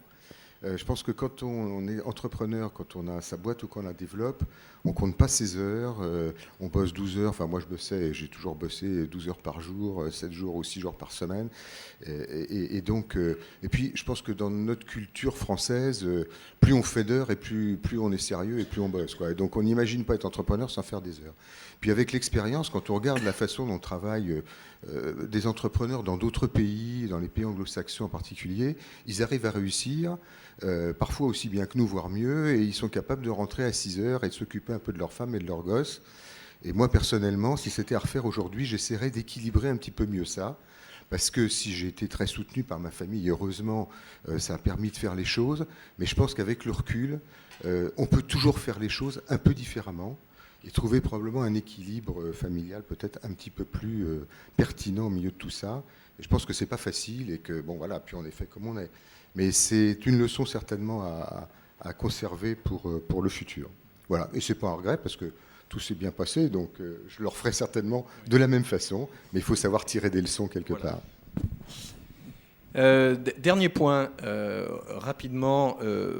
Bon, je pense que tout l'auditoire avait déjà envie d'entreprendre. Le témoignage de vos expériences leur donne encore plus envie d'entreprendre. Si vous pouviez leur donner un petit conseil pour l'avenir, pareil. Monsieur Guillemot, c'est vous qui vous lancez. Donc vous avez le champ libre, mais... Bien. Alors, je pense déjà qu'il faut être né un peu de bonne humeur. Simplement. Parce que tous les matins, il va vous tomber un certain nombre de trucs sur la figure. Donc, vous êtes d'accord avec ça? Donc, si déjà vous êtes né de bonne humeur, bon, vous prenez et vous continuez à avancer. Donc, c'est ça le conseil que je dirais. Enfin, considérez ça le matin en vous disant, bon... Moi, je suis assez content de moi quand même globalement. Je crois qu'il faut... On parlait de la confiance en soi. Il faut commencer par se dire, bon, je suis arrivé là. Bon, c'était pas très facile. Déjà, j'ai fait ça. Et puis, il va m'arriver des choses, mais quand même, j'ai fait ça. C'est-à-dire qu'il ne faut pas oublier de mesurer le terrain parcouru, parce qu'autrement, on pourrait sombrer dans le catastrophisme le plus complet, parce que le dernier truc n'a pas marché. Donc il faut quand même toujours reprendre un petit peu de marche arrière pour se dire, bon, alors les pas d'avant, ça a marché, je suis arrivé là, ça n'a pas fonctionné. Bon, à partir de là, j'ai peut-être quand même le moyen de faire le tour de la montagne, je ne suis pas obligé de l'escalader par en haut. Enfin bon, disons globalement, c'est à vous de vous redonner un peu de liberté et un peu de, je dirais, un petit peu de facilité quelque part, parce que souvent, en tant qu'entrepreneur, on va au plus dur. Et paradoxalement, c'est pas toujours gagnant, parce qu'on peut souvent faire un petit peu marche arrière, puis faire le tour, et puis après, on s'aperçoit que c'était pas si grave. Et puis, il faut échanger avec d'autres aussi pour qu'ils vous disent c'est pas si grave, puisqu'ils se rappellent de votre enthousiasme de la veille, vous aviez réussi autre chose. Et puis, ils vous rappellent que quand même, c'est pas mal déjà ce qui est fait. Donc, c'est le principal conseil que je pourrais donner. Vincent, tu as fait un petit peu allusion, toi, peut-être sur le vitesse, agilité, rapidité, non ou un autre type de conseil. Oui, non, je sais pas ce qui peut me venir à l'idée là, comme ça, mais ce qui me vient souvent en tête, c'est de nourrir des convictions, mais surtout pas de certitude. Ça, c'est important. C'est-à-dire qu'il faut un cap, mais il faut jamais être trop sûr de soi non plus, parce que sinon, à un moment donné, on s'aveugle. Et puis, nourrissez une inconscience totalement congénitale. Enfin, je veux dire, c'est à un moment donné, il faut oser, il faut prendre son pied, il faut prendre du plaisir. C'est une aventure humaine fantastique de partager avec les gens avec qui on travaille au quotidien cette passion, qui la vivent eux à leur manière. Hein. Je veux dire, l'investissement n'est pas forcément le même, il ne faut pas en attendre d'ailleurs exactement le même. Mais lancez-vous, testez, enfin voilà, lâchez-vous, quoi. Monsieur de Boisredon, même question. Moi, je dirais d'abord, ayez envie. C'est important. Osez, effectivement. Je dirais, entourez-vous de gens meilleurs que vous. N'ayez pas peur d'aller chercher des gens, des collaborateurs extrêmement compétents. Et rappelez-vous que celui qui entreprend, il ne doit pas être celui qui fait tout. Et qui est le meilleur. C'est important, je crois, d'aller chercher les compétences et miser sur les hommes, c'est essentiel. Et puis dernier conseil, ouvrez-vous sur le monde au-delà du périmètre qui vous entoure, c'est-à-dire au-delà de, si vous êtes à Nantes, au-delà de Nantes, au-delà de la France, enfin, il faut regarder le monde dans sa largeur, parce que c'est ça qui nourrit les idées, la créativité, et qui donne de l'ambition aussi, c'est d'aller chercher loin les idées, quoi. Ce qui est une constante à Audencia depuis certain temps déjà, le semestre à l'étranger, maintenant le stage obligatoire à l'étranger, donc une source d'idées et de motivation. Adrien? Alors moi, des entrepreneurs, j'en vois plein. J'ai l'impression qu'il y a quand même effectivement une certaine forme de culture du plaisir, en fait. Enfin, c'est vrai qu'effectivement, on l'a dit, si on ne prend pas de plaisir à entreprendre, je pense qu'il ne faut pas y aller. Enfin, si c'est une contrainte, faites autre chose. Par contre, là où je vais peut-être prendre un peu le contre-pied, en fait, de ce qu'on entend beaucoup, en fait, sur l'espèce d'émergence de cette culture du mentoring.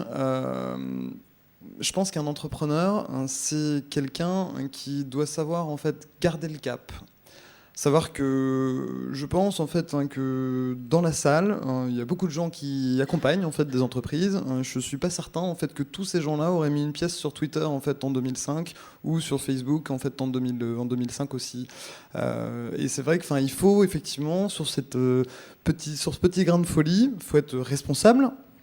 Mais il ne faut pas forcément écouter tout ce que les gens vont vous dire, parce qu'il y a toujours des gens à qui l'entrepreneuriat fait peur. Dans votre entourage, on va vous dire « Attends, c'est risqué, on n'y croit pas à ton truc ». Donc, il faut être quand même solide dans sa tête. Il faut y aller avec de la conviction, une force mentale certaine. Et puis, quand même avoir les pieds sur terre. Si vous me dites que vous allez vous lancer dans le e-commerce avec 10 000 € et faire concurrence à Amazon demain, j'aurais quand même du mal à vous croire. Mais donc les pieds sur terre, mais effectivement, ce grain de folie, l'envie d'y croire, et d'aller changer, surtout d'innover, d'aller chercher des modèles qui n'existent pas encore aujourd'hui. Ça, faut pas en avoir peur, bien au contraire. Monsieur Audureau. Bien, tout a été dit, donc je ne sais pas très bien quoi rajouter. Peut-être simplement aimer vos clients, aimer vos collaborateurs, aimer ce que vous faites le matin. Dites-vous, tiens, aujourd'hui, qu'est-ce qui a brillé dans la journée, quel a été l'élément positif, quoi. Parce que c'est vrai que quand on s'en prend plein la gueule, que les clients vous claquent la porte au nez, qu'on vous raccroche au nez au téléphone, quand on n'arrive pas à un truc, s'il y a un moment où on n'a pas ce sursaut en disant tiens, aujourd'hui il y a un truc qui a bien marché, puis finalement je suis content, donc être effectivement positif, et puis tourner vers les autres pour, comme le disait Hubert, être curieux, aller voir ce qui se passe ailleurs, sortir, être dans les réseaux, parce que c'est là aussi où on rencontre les uns et les autres. Franchement, il faut être tourné vers les autres, que ce soit les clients, les équipes ou les tiers. Et je crois que ça fait aussi partie des critères de réussite. Dimension entrepreneuriale, peut-être C'est-à-dire Alors, je pensais à... Souvent, la remarque qui est faite, c'est que les étudiants disent j'aimerais bien entreprendre, mais j'ai pas d'idée. Et du coup, ou j'ai pas d'idée suffisamment aboutie pour entreprendre. Et je pensais à votre expérience intrapreneuriale, l'opportunité que vous laissez. Oui, à l'intrapreneuriat. C'est aussi une façon. Oui, c'est aussi une façon. Et Hubert le disait aussi. C'est aussi une façon de mettre le pied à l'étrier, de dire à la limite, je vais commencer effectivement dans une entreprise, dans un groupe, pas forcément un grand. Et puis, en étant curieux, effectivement, on se dit tiens, il y a ça que j'aime pas faire, il y a ça que j'aime faire. Puis tiens, je fais connaissance d'un client, je fais connaissance de quelqu'un. Et ça peut donner parfois des idées ou faire émerger les choses. Et puis on peut être entrepreneur à l'intérieur d'une entreprise. Je vais vous donner un exemple très, très concret. On a une de nos filiales, nous, on développe un produit, on fabrique un produit qui est complètement nouveau en France, qui n'existe pas, et que, on a signé une licence et on sait qu'il faudra du temps pour arriver à développer ce produit parce qu'il vient un peu à l'encontre des habitudes, mais on y croit. Et au lieu d'intégrer ça dans les équipes classiques du groupe, on en a fait une petite filiale. On l'a confié à un jeune qui avait quelques années d'expérience, mais qui avait un peu envie lui aussi d'entreprendre. Et on lui laisse pratiquement carte blanche pour développer son produit. Alors pour l'instant, ça perd de l'argent, mais on est conscient du fait qu'on y arrivera un jour, et on y arrivera parce que justement, on a réuni autour de ce produit et de ce projet une logique d'entrepreneur avec toute la liberté possible et imaginable. C'est aussi une façon d'essayer de trouver un projet. Je pense qu'il y a pas mal d'entreprises aujourd'hui, surtout dans des périodes un peu difficiles, qui peuvent être à l'écoute de quelqu'un qui dit, écoutez, voilà, j'ai une idée, je viens vous la proposer, et est-ce que il y a quelque chose à faire. Bon, voilà, ça peut être une piste. Alors, on va vous laisser un peu de temps pour des questions. Ah oui, Adrien, vas-y. Juste, j'ai oublié un truc, mais en fait, si vous êtes une fille, ça marche aussi, l'entrepreneuriat. C'est-à-dire que ça ne soit peut-être pas en fait là, mais je vous jure qu'il y a des filles qui entreprennent et elles y arrivent aussi bien que les garçons. Voilà, donc c'est un message pour vous, ne soyez pas timides. C'est vrai que le plateau n'est pas très féminin, mais... Donc peut-être juste en synthèse, envie, plaisir, ouverture aux autres, aux clients, conviction, mais pas certitude, garder la main, et puis réseau, peut-être voilà des ingrédients qui sont quand même des composantes de l'entrepreneur et qui doivent lui permettre demain de réussir. Alors, quelques questions dans la salle. Alors, il y a un micro.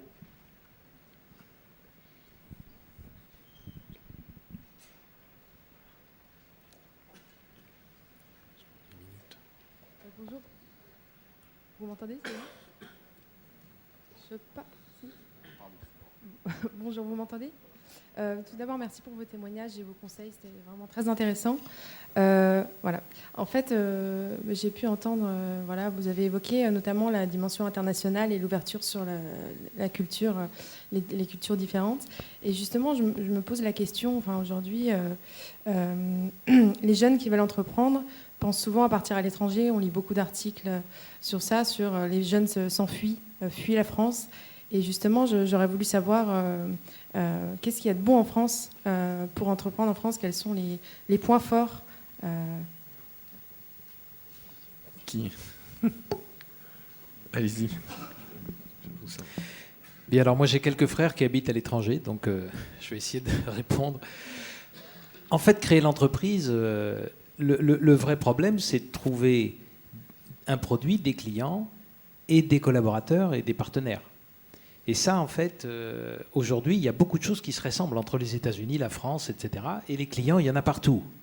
Et pour que votre entreprise démarre, il faut surtout avoir les premiers clients et avoir réussi à leur vendre quelque chose et trouver une valeur ajoutée, etc. Et un service, un produit, et ainsi de suite. Et en fait, le côté international, il peut venir après. Je dirais, les conditions fondamentales de la création, au début, de toute façon, vous n'allez pas gagner d'argent, donc vous aurez, même si vous avez plus d'impôts ici qu'ailleurs, ça ne va pas changer grand-chose, etc. Donc, si vous voulez, le but, c'est surtout de réussir à démarrer. Et de réussir à démarrer, vous n'êtes pas obligé de vous mettre dans des complications extrêmes pour démarrer. Je pense que déjà, quand on prend un peu ce qu'on connaît et les marchés qu'on connaît avec les outils qu'on peut avoir, on peut déjà démarrer. Après, si vous voulez faire une aventure mondiale, vous pouvez. C'est toujours autorisé après. Il y a des atouts qui ne sont pas forcément connus. Par exemple, est-ce que vous savez que si vous créez une entreprise dans une des zones franches de Nantes, qui sont d'ailleurs dans des zones tout à fait correctes, à Saint-Herblain ou dans l'ouest de Nantes par exemple, vous avez des conditions de création d'entreprise qui sont très favorables. C'est-à-dire que jusqu'à 100 000 euros de bénéfices pendant 5 ans, vous n'allez pas payer d'impôts. Et pendant 9 ans après, vous allez avoir une décote sur vos impôts significative. Et quand vous embauchez des gens de la région, vous n'allez pas payer de la zone, vous n'allez pas payer de charges sociales. C'est quand même des atouts extrêmement favorables pour démarrer une entreprise, par exemple. Par ailleurs, il faut savoir que la France est un paradis fiscal de l'innovation. Mais c'est véridique, il y a énormément d'aides dans ce pays à l'innovation, et même des entreprises étrangères qui viennent en chercher ici, il faut le savoir quand même. Donc ça peut être aussi un bon levier pour créer son entreprise. Après, des difficultés, il y en aura partout. Et après, il y aura une difficulté culturelle. Est-ce qu'on est prêt à créer un produit dans un pays qu'on ne connaît pas ou qu'on connaît moins ? Je sais pas. Moi, je vois des petits camarades aussi qui se posent la question. Il y a des entreprises aujourd'hui dans le numérique, que ce soit Lengo, Criteo ou des sociétés comme ça, qui se sont créées en France, qui s'internationalisent après et qui sont capables de faire des succès et de créer des emplois. Faut se battre ici pour ce dont on a envie, Parce que si on s'en va tous, à un moment donné, ce pays, il ne va pas y avoir resté grand-chose. Donc, je vous encourage à créer en France. Donc, vous voyez, il y a autre.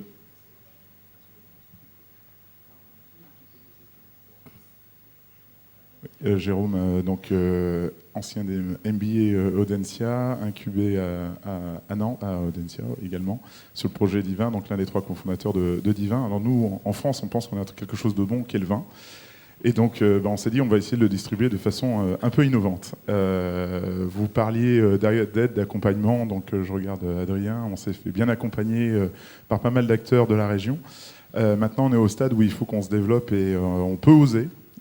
Également vers l'international, mais ça va dépendre de notre capacité à lever des fonds. Et moi, j'aurais voulu, avec mes associés, savoir, on est en pleine phase de levée de fonds, et on voulait savoir comment vous voyez, vous, le Club des 30 notamment. Est-ce que vous envisagez de monter un fonds, par exemple, au régional ou en tout cas, quelle est votre vision du financement en Pays de la Loire ou dans le Grand Ouest de manière générale? Parce qu'aujourd'hui, on a plus de contacts avec Paris. On a quelques contacts locaux, mais voilà, c'est une question qu'on se pose, évidemment, le financement. Merci. Je vais juste parler pour le Club des 30. On n'a pas prévu pour le moment monter de fonds. Je vous dis ça. On participe aux incubateurs, on encourage les incubateurs, mais on ne monte pas de fonds. Donc pour le Pays nantais, je vous laisse répondre sur... Oui, il y a plusieurs... Il y a plusieurs raisons. C'est vrai que globalement aujourd'hui, je pense qu'en fonction de l'avancement d'un projet, chaque dossier est spécifique, mais en fonction de l'avancement d'un projet, on a plus ou moins de facilité à trouver des fonds. Il y a quand même un certain nombre de relais qui existent. Vous avez plusieurs associations de business angels qui sont des acteurs locaux, donc qui s'intéressent à des entreprises locales.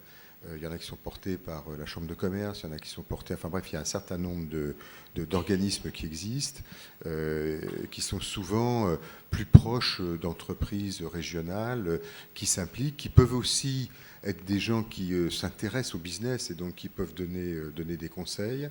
Je pense que les banques régionales sont aussi un peu plus proches que des grandes banques nationales des projets comme ça et sont probablement plus ouvertes à étudier des dossiers.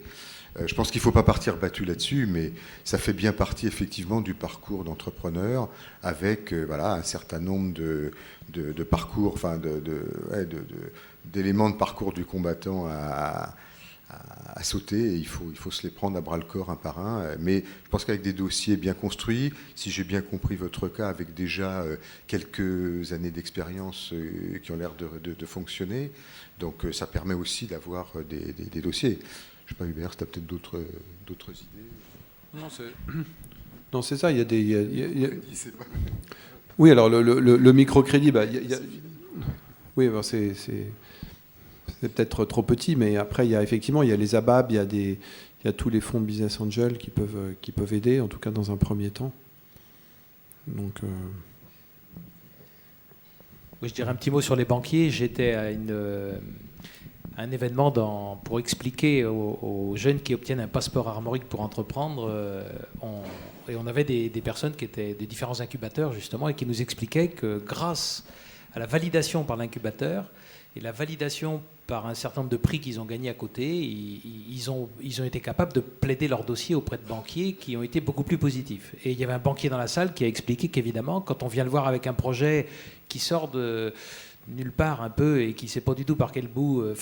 lui, il n'a pas forcément la compétence technique pour comprendre si dans votre métier, dans le vin, ce modèle de distribution va fonctionner.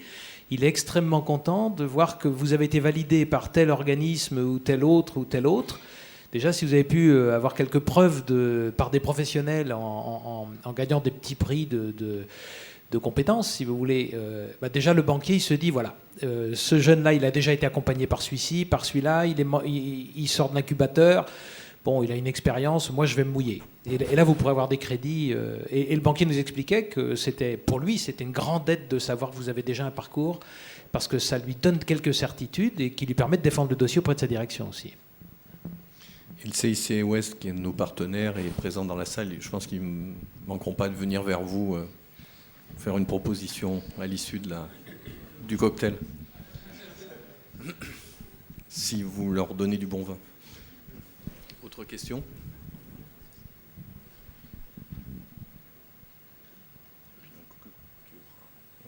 On va clôturer après. Allez-y.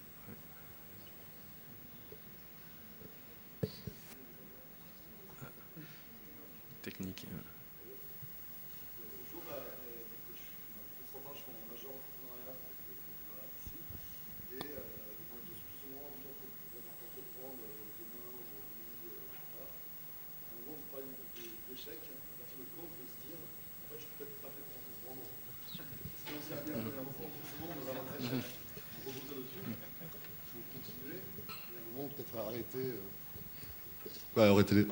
Arrêter les frais, un moment.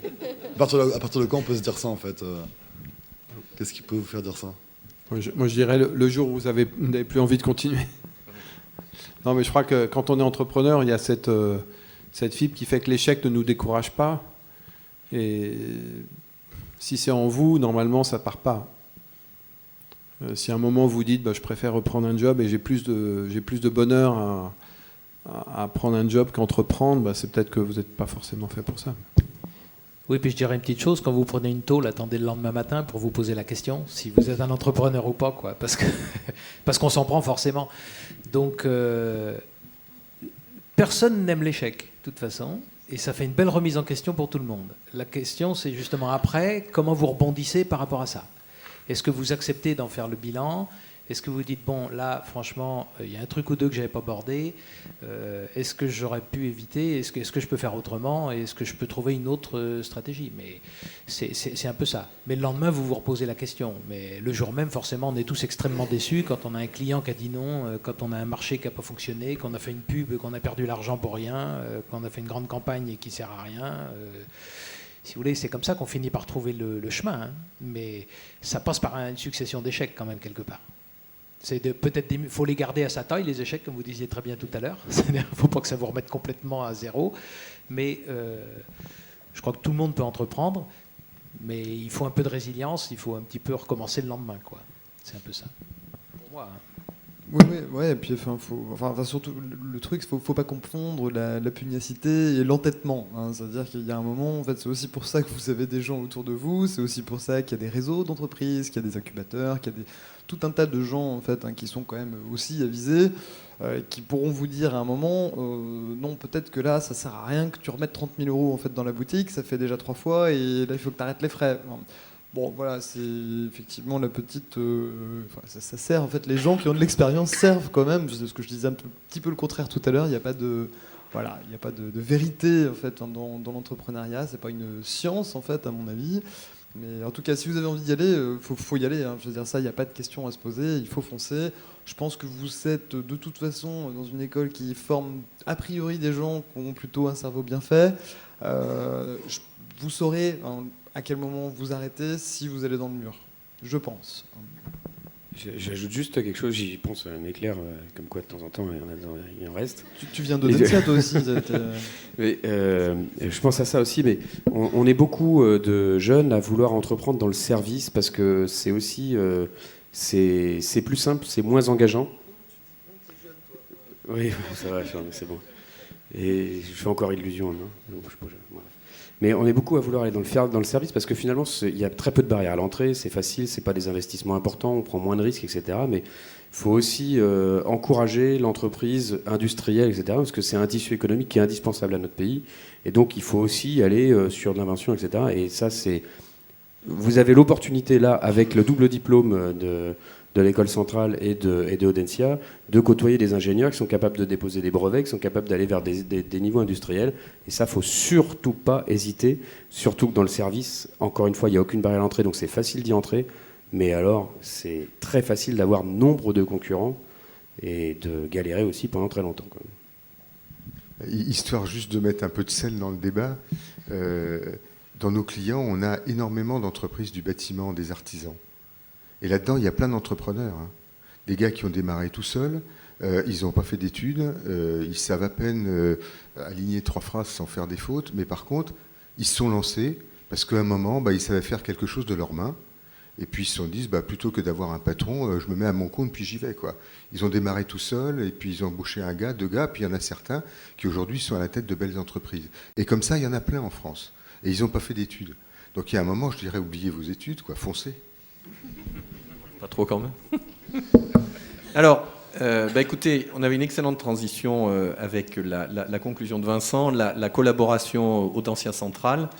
Et je pense que c'est l'occasion de passer la main sur la présentation justement de... On a parlé du passé, entre guillemets, on parle de l'avenir, les 10 ans d'incubation Audencia. Maintenant, c'est l'avenir. Avant de laisser la parole à Jacques, je propose d'applaudir nos invités sur la qualité de leur intervention.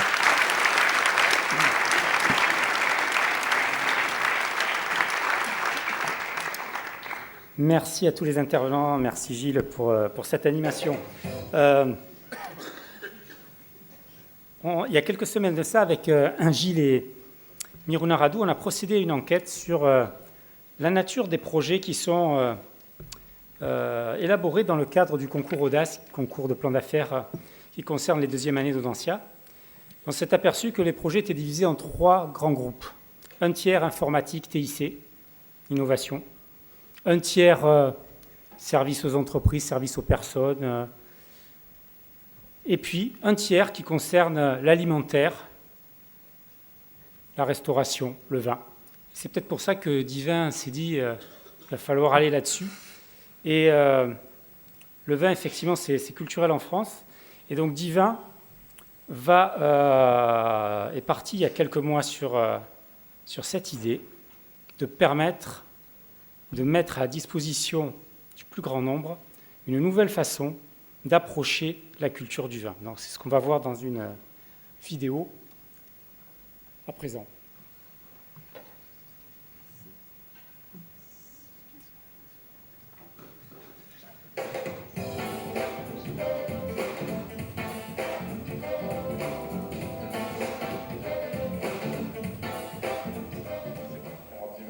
C'est un peu le Nespresso du vin, avec 3 piliers. Donc la sélection des vins de nos viticulteurs. Le deuxième point, c'est la mise à disposition du vin dans des flacons de 2 centilitres, donc le vin au verre, avant tout un projet marketing, et c'est ce pourquoi Audencia nous aide dans notre aventure. Mais c'est également, pour le 3e pilier que Thibaut vous expliquait, aussi un accompagnement sur la dimension technique avec l'incubateur Audencia Centrale. Voilà, tout à fait. Et on était vraiment très contents d'avoir le support de Centrale pour le lancement de la Divine, qui est notre machine qui permet en 30 secondes de mettre le vin à la bonne température et de l'aérer. Parce que c'est un vrai challenge technique et au-delà du marketing, il faut avoir un produit qui soit excellent. Alors concrètement, l'apport de Centrale par rapport à Divin, il y a 2 exemples que j'ai en tête. Le premier, en fait, c'est sur les présentoirs et le stockage de nos flacons. Alors Jérôme peut travailler sur le sujet. Oui, et donc avec Audencia et donc Gervais Dubuclet, on s'est rendu compte dans un focus group que nos clients, en plus de vouloir présenter à leurs convives le vin, voulaient aussi pouvoir le stocker, un peu comme ils font avec leur cave à bouteille. Et donc on l'a mis à disposition en travaillant avec l'école centrale et un designer, une solution, donc une capacité de stockage que vous pouvez installer dans votre cuisine ou dans votre salon, une capacité de 20 flacons. De telle sorte que vous avez toujours votre vin en avance sans avoir à l'acheter au dernier moment. Dans les ressources qui nous manquent quand on est une start-up, donc il y a l'argent bien sûr, mais il y a aussi la crédibilité. Et l'incubateur Audencia Centrale, ce que ça nous a aussi apporté, c'est une grande soupape de crédibilité et ça c'est hyper valorisant.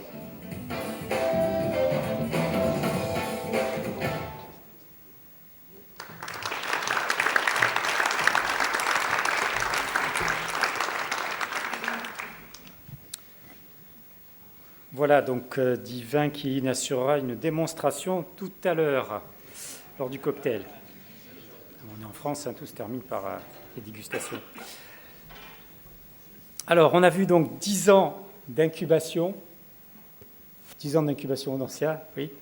Eh bien, j'appelle à présent Franck Vidal et Arnaud Poitou pour venir nous présenter la suite de l'incubation au sein de nos 2 groupes d'écoles, et donc avec la présentation de Symbiose qui a été lancée il y a quelques mois. Bravo. Bonsoir à chacune et chacun. Nous allons faire avec Arnaud Poitou, mon homologue directeur de l'école centrale, un numéro de duettiste. Pardonnez-moi, avant de commencer, je souhaiterais très chaleureusement remercier Jacques Arlotto, qui est l'une des deux âmes entrepreneuriales de cette maison Audencia. C'est le directeur de l'incubateur, c'est maintenant le co-directeur de notre incubateur central Audencia. On va vous en dire plus dans un petit moment. Un grand merci aussi aux intervenants et à nos partenaires, le Club des 30, CIC Ouest et bien sûr la Fondation Audencia, sans lesquelles rien ne serait possible. Je ne suis pas le premier à l'avoir dit ce soir, mais les choses vraies et les choses qui viennent du cœur vont toujours mieux en les répétant. Je ne suis pas censé vous avoir dit tout ça, mais je suis censé vous parler de l'incubateur central Audencia. Nous sommes censés, cher Arnaud, parler de l'incubateur central Audencia. L'idée est simple. Nos deux établissements sont engagés dans un rapprochement, dans ce que nous appelons une alliance structurante, c'est-à-dire que progressivement, de plus en plus, avec détermination, en profondeur, nous unissons, nous associons, nous intriquons, nous conjoignons nos établissements. Nous le faisons dans le domaine de la formation, nous le faisons dans le domaine de la recherche, nous le faisons dans le domaine de l'international, nous le faisons dans le domaine de la vie étudiante, nous le faisons dans tous les secteur de l'activité d'un établissement d'enseignement supérieur et de recherche. Mais il y a un domaine où il nous a semblé évident qu'il fallait aller plus loin, qu'il fallait aller plus vite, qu'il fallait aller encore plus vite, c'est dans le domaine de l'entrepreneuriat.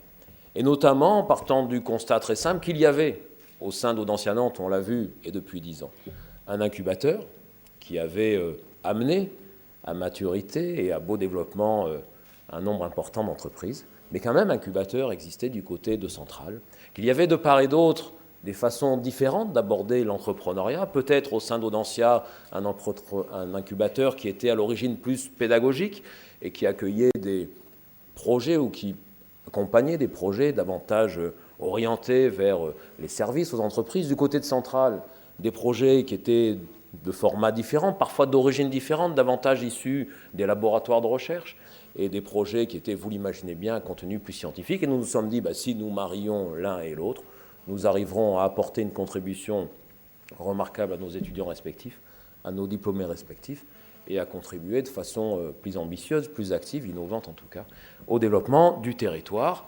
Eh bien, nous l'avons fait, et depuis le 1er janvier de l'année 2013, il n'y a plus un incubateur Audencia d'un côté de la rue ou du carrefour et un incubateur central de l'autre côté du carrefour.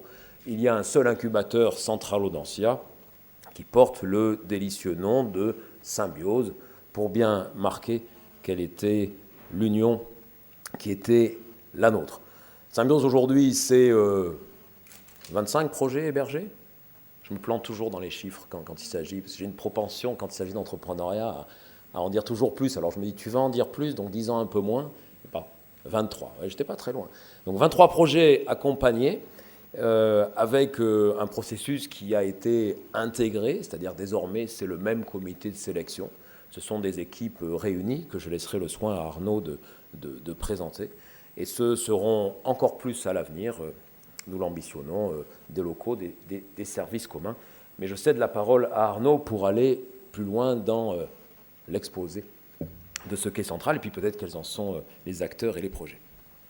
D'abord, un grand merci Franck pour cette invitation à cet anniversaire qui permet au directeur que je suis de mesurer tout ce qui a été fait à Audencia depuis 10 ans, et je n'ai pas peur de le dire, l'admiration que j'ai pour les succès qui sont les vôtres depuis 10 ans et qui nous font miroiter des marges de progression importantes pour notre établissement.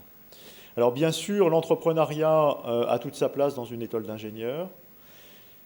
Je dois dire, historiquement, les entreprises qui ont été incubées à l'école centrale ont pour la plupart été le fruit d'une recherche réalisée dans l'un de nos laboratoires.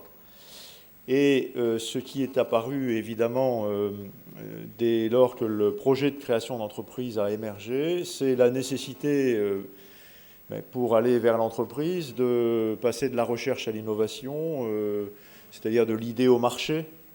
Et c'est ce que nous avons essayé de faire à l'école centrale avant cette rencontre que tu décrivais entre nos deux établissements, pour laquelle il nous semble maintenant évident que ce parcours a beaucoup plus de chances d'être amplifié dans une marche commune qu'en restant solitaire au sein d'un établissement comme l'École centrale. Alors je dirais, dès lors qu'on a scellé un petit peu notre volonté commune d'avancer ensemble sur cet incubateur, il nous est apparu au sein de l'école que une évolution allait voir le jour qui allait nous permettre d'élargir la création d'entreprises de l'idée qui vient d'un laboratoire de recherche à éventuellement des projets peut-être pas nécessairement portés par des chercheurs, mais aussi par des étudiants qui sont simplement dans, on appelle ça nous, une option entrepreneuriat, c'est pas une majeure, mais ça ressemble beaucoup, et dans lequel, par le simple fait que nous ayons décidé de créer cet incubateur en commun, je peux dire sans hésitation qu'il y a un souffle d'entrepreneuriat à l'École centrale qui est en train de voir le jour, et que c'est en grande partie grâce finalement à cette association qui est aujourd'hui représentée par Symbiose. Alors, Symbiose, c'est surtout une ambition, et l'ambition, j'ai envie de la résumer juste peut-être en 2 chiffres.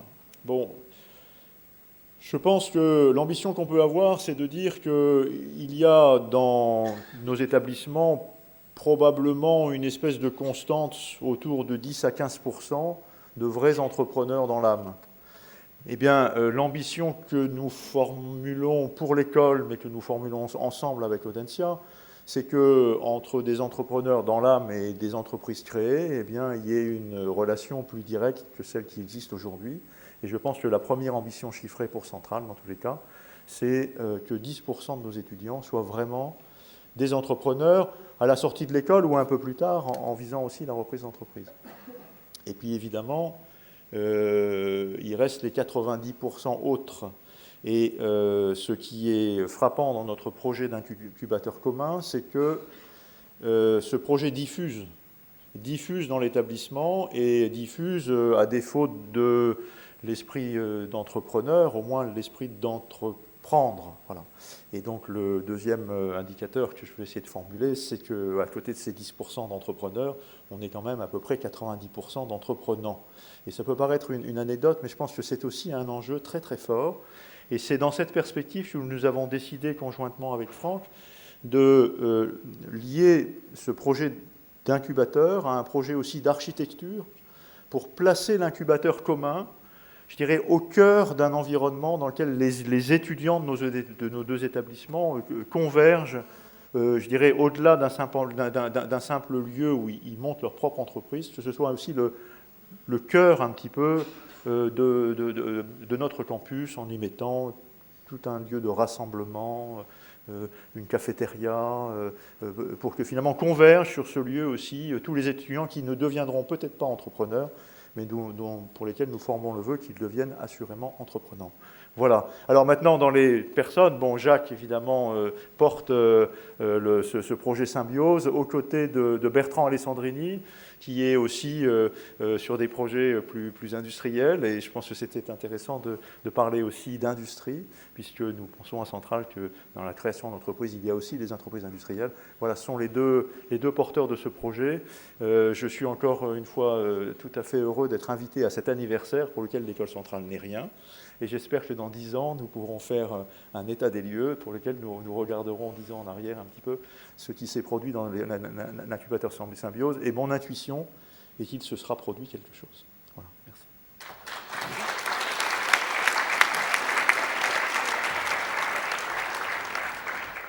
merci. Merci.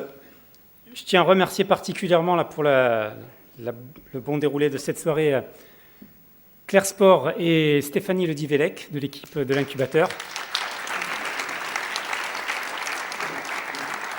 qui, avec le service de la com depuis plusieurs mois, sont sur le pied de guerre. Et alors paradoxalement, tout à l'heure, effectivement, il n'y avait que des intervenants hommes. L'équipe de l'incubateur est au 3/5e féminine, puisqu'effectivement, Bertrand Alessandrini travaille avec Isabelle Rouillard sur l'incubateur du du côté de Centrale, et puis donc Claire et Stéphanie qui appuient côté Audencia, mais enfin tout ça fait un ensemble. Alors on a fait travailler les étudiants de la majeure entrepreneuriat sur des projets vidéo, sur c'est quoi un projet, c'est quoi un incubateur. Et donc on a procédé à une sélection. Alors effectivement, il y avait plusieurs vidéos de qualité. Et finalement, nous en avons retenu une qu'on a appelée la vidéo numéro 5, comme le célèbre jus. Et c'est cette vidéo que je vous propose de voir pendant 3 minutes avant de vous annoncer d'autres informations.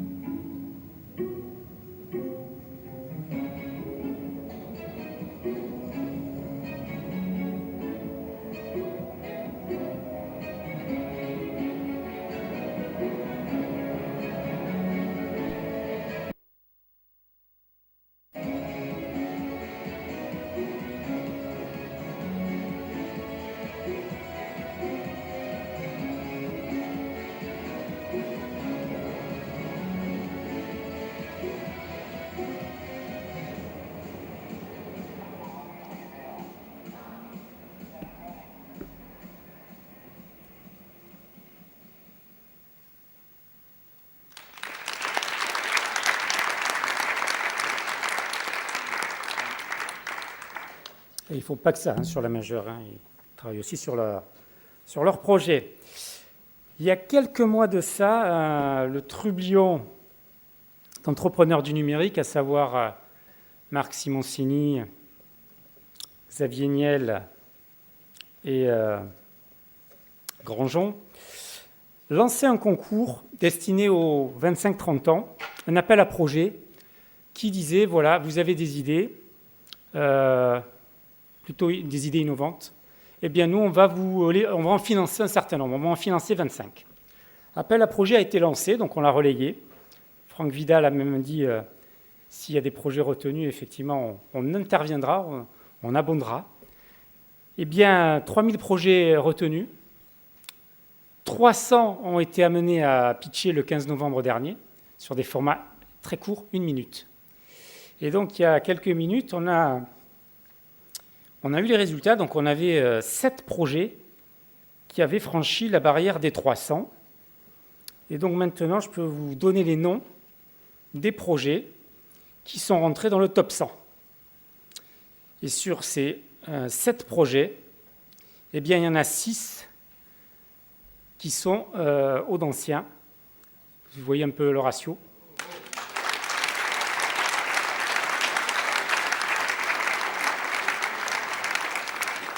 Donc 5 sont sur l'incubateur, sont accompagnés par l'incubateur ou sont passés par l'incubateur. Alors il s'agit d'Alogia,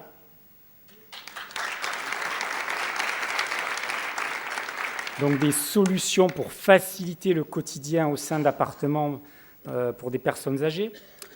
Il s'agit de Pulse & Pulp, les spécialistes de design inclusif. Il s'agit de Talentroc. Donc, comment considérer que les demandeurs d'emploi ne sont pas uniquement des variables statistiques, mais vraiment des apporteurs de compétences. On verra ça tout à l'heure lors des démonstrations sur le forum. Il s'agit d'Edel, qui démontre qu'on peut faire des casques audio made in France et même made in Bretagne de très grande qualité. Et ils ne sont pas ingénieurs au départ. Ensuite, Did You Enjoy?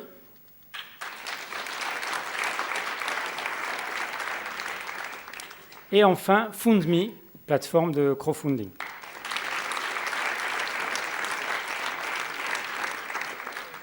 Voilà, je pense que 6 projets retenus par quand même des investisseurs, des entrepreneurs renommés qui créent de la valeur ajoutée, qui créent de l'emploi, c'est quelque chose dont on peut vraiment être fier pour nos 2 écoles, pour nos 2 groupes, ce qui prouve qu'effectivement les actions mises en place depuis 10 ans portent leurs fruits. Et c'est ce que nous allons continuer à faire. Je dirais en conclusion, avant de passer à la salle forum pour assister aux démonstrations des projets incubés, c'est-à-dire d'Alogia, de Bouger en famille, de Shuka, de Gestap, de Divin, de La Belle Boîte, de Pulse & Pulp, de Talentroc et de We Do Good, je dirais qu'un incubateur, c'est une structure qui vise à faire créer de la valeur et pas simplement à faciliter les projets. C'est-à-dire que sans les entrepreneurs, nous ne pouvons rien faire. Nous ne devons pas nous substituer aux entrepreneurs. Et l'incubateur, bien plus qu'un toit, c'est le catalyseur de compétences entre entrepreneurs, accompagnateurs, environnement économique et bien entendu clients. Voilà, donc je vous souhaite une excellente poursuite de soirée et merci encore pour votre présence.